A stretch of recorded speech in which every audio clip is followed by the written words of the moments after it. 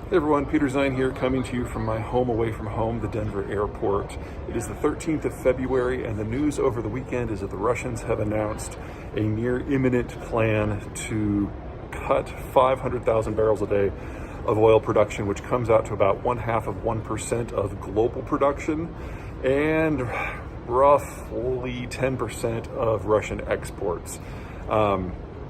Now, for those of you who've been watching me for a while, you know that I'm really concerned about the stability of Russian production, not just because of the war, but because of their geology.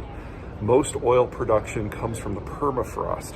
And if there's a situation where the crude can't flow, whether because people aren't taking the crude away at their export points or because they shut it in themselves, the crude in the wellhead freezes into gel, and the water that comes up as a byproduct freezes into ice, and it pops the wells from the inside. And repairing that damage the last time around took 30 years. And last time most of the oil services firms were part of the process. This time they're gone. So if we do lose Russian oil production for any reason, it's not just gone, it's gone for a very, very, very long time, and that is not priced into the market at all. Now, the 500,000 is probably not a problem. The Russians have about 1 million barrels per day from their western fields that are not in the permafrost.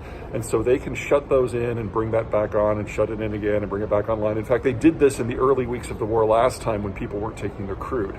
Well, now we have a couple more things in play. The European oil ban is in place. The European refined products ban is in place. It's not technically illegal to buy or ship these products, but you have to do it without European insurance or vessels if it's under a certain price point.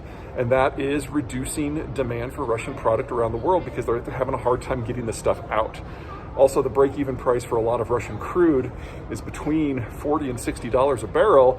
And now that the prices that the Russians can charge are under that threshold, the Russians don't have an economic incentive to pump the stuff in many cases. So 500,000 is taking away half of the buffer. We're not to the point where we're going to see permanent shut-ins, but we are not all that far away. Oh yeah, and that reminds me that all this talk of oil and disruption and Russia and the Ukraine war, this is going to be part and parcel of what we're going to be covering this Friday in our seminar about the economic impacts of the war 1 year on.